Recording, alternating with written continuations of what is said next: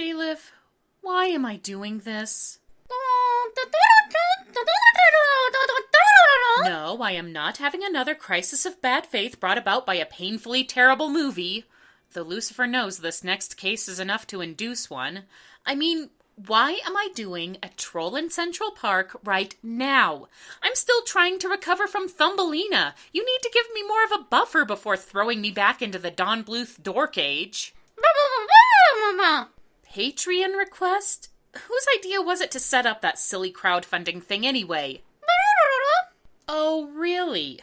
Stupid high and mighty mortal. Don't know where she gets off with her cheap editing software and her Jeopardy money in her... Okay, fine. Let's just get this over with. Greetings, mortals, yada yada, I'm Diva blah blah blah, our next offender a troll in Central Park.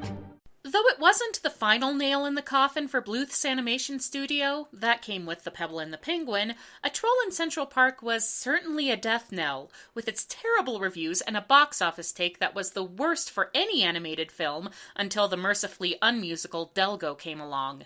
And the signs were there even before the film's release. It sat on the shelf for 2 years, and some animators assigned to it ditched Bluth to work for his former employers, who at that time had a much more promising project in production. To his credit, Bluth has since admitted that the movie is awful, and that the terribly underdeveloped script was a huge mistake in particular. The admission comes too late to save the audience, however, so let's examine the case of A Troll in Central Park.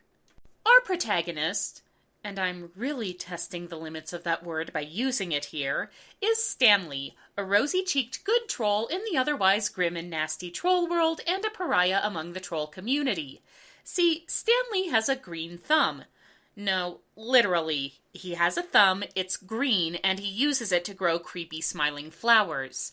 His room looks like a setting for the most nauseatingly cute silly symphony ever. Most trolls don't like flowers. No word on if this is a blanket ban or if it just applies to the freaky sentient variety, and when Stanley's secret garden is discovered, it lands him in hot sulfur. I hate flowers. And for your crime, you are going before the #1 flower hater in the land. And yes, everyone in Troll World will look like they're desperately trying to find a Dragon's Lair game to be in. Stanley is taken before Gnorga, the queen of the trolls, thank you for the helpful spelling aid, who is your typical Don Bluth crazy-eyed, big-toothed baddie. It feels delicious to be so vicious. I'm Gnorga, the queen of mean. It's so delightful to be so spiteful. I'm Gnorga, the queen of mean. And who gets sin #1 for her villain song, such as it is. The lyrics are the usual, look at me, I'm so very, very evil stuff you get when a villain song has no imagination put into it, and the vaguely rock style doesn't generate any sense of larger-than-life malice, despite Gnorga bragging about turning people into stone.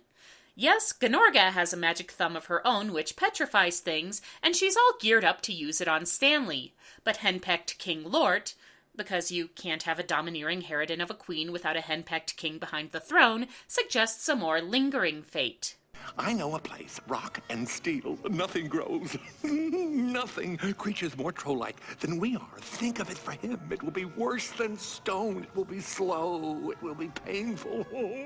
And so Stanley is sent off rocketing into the human world before we really have a chance to be invested in his character or plight.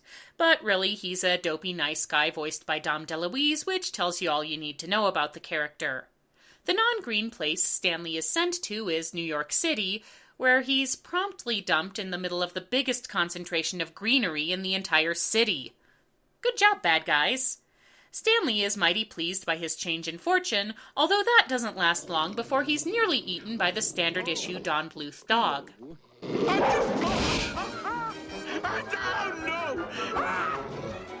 That chase takes him right into Tavern on the Green, where he's nearly eaten again.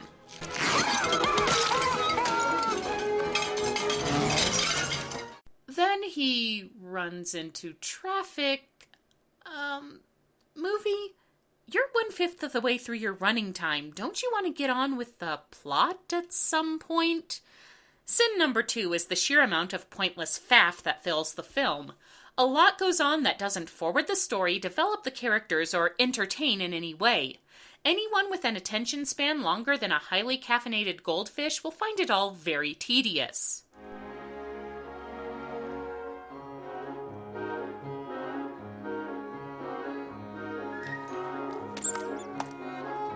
Do something! Do something! Do something! Also, how is it that Stanley is able to run through these highly crowded areas without being spotted? Never mind, let's meet the human kids who will inevitably befriend him. Their names are Gus and Rosie, they live on the Upper East Side, Dad's a lawyer, Mom's a realtor, and they're always off doing adult things instead of taking the kids to the park, so you know where this is going already. Oh, now, look, you know I have an important case to prepare for. The park will have to come later. Later. It always has to be later. Why can't we ever do what I want to do? I want to do what I want to do. Can I just say how tired I am of the whole cats in the cradle trope?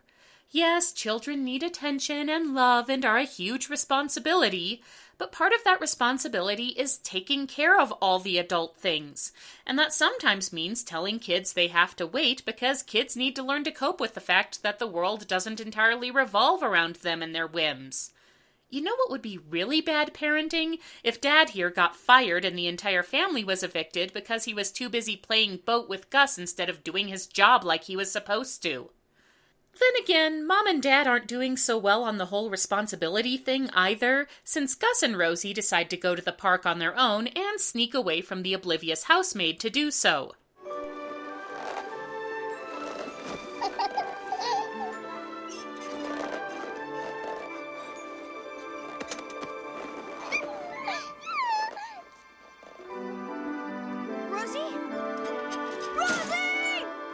Are these kids too young to qualify for the Darwin Awards? Asking for a friend. Stanley's path collides with these two ankle biters when Rosie mistakes him for her Stuffy, because like everyone else in this movie, she has the spot check of a visually impaired sloth. Eventually, she realizes her mistake, but she's a sweet, affectionate child and also dumber than a bag of claw trimmings, so she and Stanley hit it off.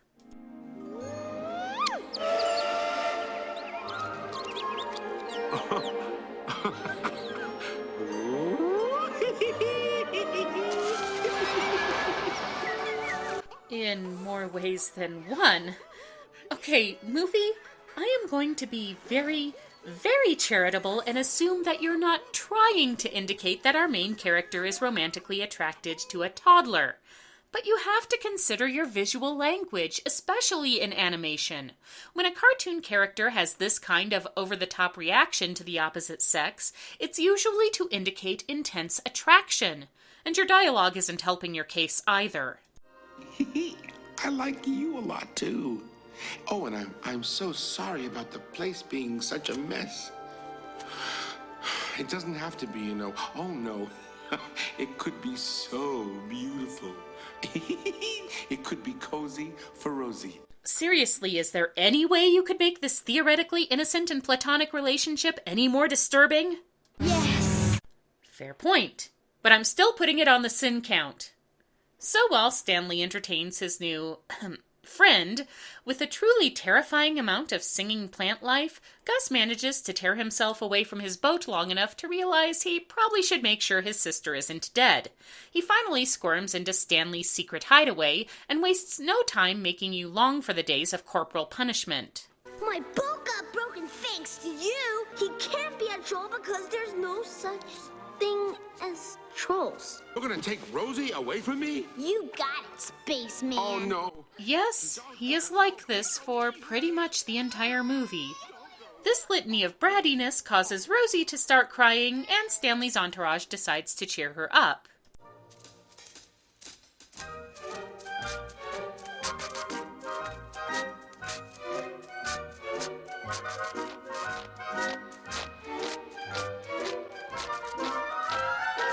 Of all the pointless scenes in the movie, this is by far the worst.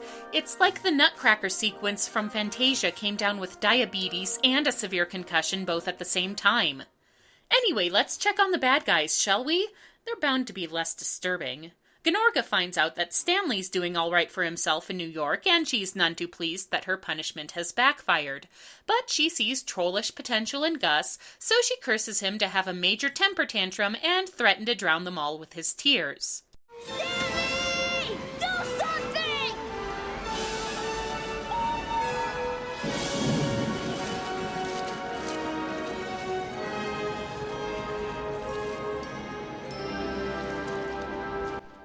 Wait, how did that happen? Stanley's abilities so far have been confined to growing horticultural nightmares. How can he suddenly make the boat bigger?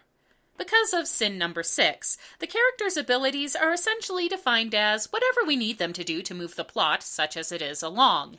Take this hastily conceived rationale for how Gus gets out of the whole curse thing.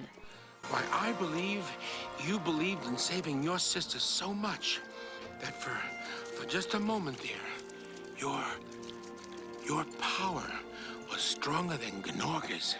Because that's how it works, apparently. And also there's some kind of you can do anything if you believe message that we're trying to force into this whole mess. And we'll revisit this problem more in the climax, which, alas, is still a long, long way off. Stanley's sappy speech about dreams and puppies and rainbows is interrupted by an inevitable waterfall.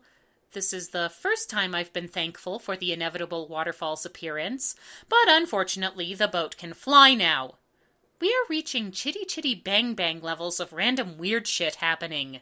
And as they fly off, the song sequence that has been threatening for some time finally breaks overhead. Welcome to my world, a little world apart. I can't tell if the children's chorus is trying to drown out Dom DeLuise's bad singing, or vice versa. Gus gets to drive the dreamboat for a bit and has fantasies of fast vehicles and pirates and shit blowing up, because that's what a boy his age would dream about, and also the plot has lost all sense of direction. There's no earthly way of knowing He's singing. which direction we are going.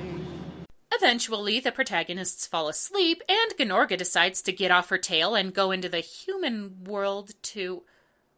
Oh, sweet Lucifer, you know what I just realized? This is the plot of Enchanted! Look, a relentlessly cheerful and optimistic protagonist runs afoul of an evil queen and is chucked into New York on the assumption they will be miserable there, and after some fish-out-of-water stumbling, makes friends with a couple of locals, wins them over with their sunny philosophy and a few musical numbers, and must eventually confront the queen responsible for their plight when she pursues them to the Big Apple. It's exactly like Enchanted! Except, Enchanted had interesting and sympathetic characters, and a much better screenplay, and good songs, and an amusing tone that walked the line between affectionate tribute and deconstruction, and a ton of shoutouts to the Disney canon, and fun cameos and Amy Adams and James Marsden and Susan Sarandon and Timothy Spall and Idina Menzel, all of whom are amazing and talented people. Other than that, totally the same. Gus finally realizes that he and Rosie should probably get home, and the two head out into Central Park, which Gnorga has trashed to be all devastated and redwash and spooky. The kids seem more or less oblivious to the danger, but the cute critters see Gnorga and Lort sneaking about and go to warn Stanley.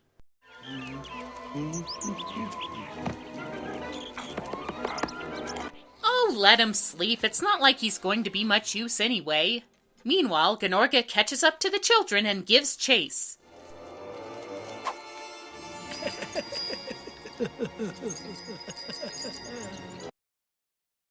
Someone wrote that scene. Someone wrote it down and thought it was a good idea and managed to convince a bunch of other people that it was a good idea, and it was animated and recorded, and we are watching it right now. Gnorga manages to snatch Rosie and takes her to Belvedere Castle for the final showdown, and Gus goes to get Stanley for help, even though he's never appeared to like Stanley all that much and has no reason to think he can help. But hey, if we explained, we wouldn't have time for scenes like this. Stanley is hesitant to confront Gnorga, what with the whole magic petrification thumb and everything, and Gus gives him the traditional third act telling off. No one, Stanley! You'll never have a dream come true! And you know why? Because you're too scared to fight for what you believe in! Do you really want to put the message of your film in the mouth of a shrill brat who's been a miserable little pill the entire time? Gus tries to rescue his sister on his own, but gets turned into a troll as a result. Kind of a lateral move. The transformation comes with a stone magic thumb of his own, which I thought was something only Gnorga had and not all trolls, but whatever, enabling him to put up a valiant fight against the troll monarchy, but is little help in saving his sister.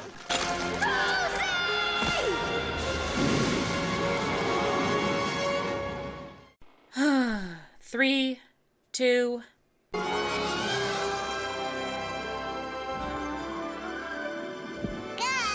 Right on schedule. Stanley confronts Gnorga and they go thumb to thumb.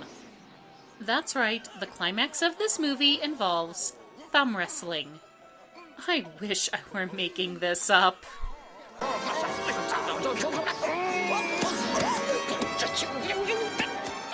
But just as the heroes are making their escape, Gnorga is able to take control of Gus's troll thumb because...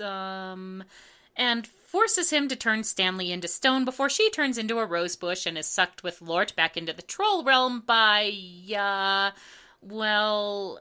And this somehow gets Gus back to normal because, you see, and the kids get back home and the parents are completely oblivious to the fact they've been away all this time since they, Okay, are you at least going to explain how Stanley gets turned back into his normal inane self, or is that going to be another cop-out?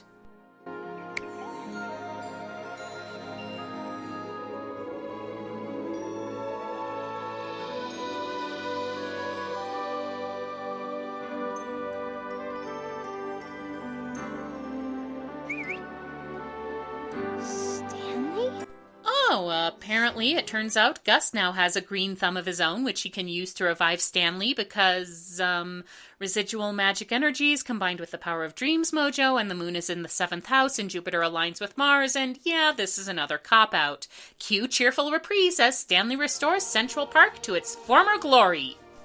Maybe 'cause no one's concentrating on it. Just give it love and kindness. And takes over the entire city? What the here, Don Bluth? This isn't an uplifting finale. This is the original downer ending of Little Shop of Horrors. This is what Poison Ivy gets up to before Batman throws her into Arkham. This is the transition period between the fall of mankind and the rise of the Planet of the Apes. You bastard, Stanley! You overgrew it all! Damn you to here! And absolutely green.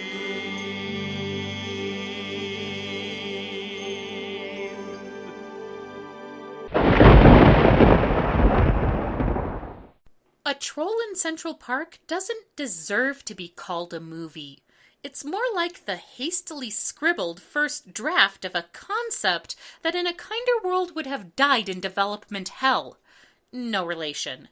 Bluth's animation is quality as always. Central Park and its notable landmarks are beautifully drawn in particular, but it is in the service of the dopiest nonsense ever produced under the cynical belief that children's entertainment doesn't require the same care and attention that adult media does. Therefore, the Court of Musical Hell orders the following punishments. For being an irritating little killjoy, Gus is condemned to have the world's worst birthday clowns perform at his parties for the rest of his life. For being the stupidest, most ineffectual protagonist I've yet to encounter, Stanley is condemned to inhabit a Ralph Bakshi fever dream. Finally, for inflicting this half-baked idiocy on the general public, Don Bluth and his writing team are condemned to have all their meals come out undercooked. So let it be recorded. This session of the Infernal Court in Musical Hell is now adjourned.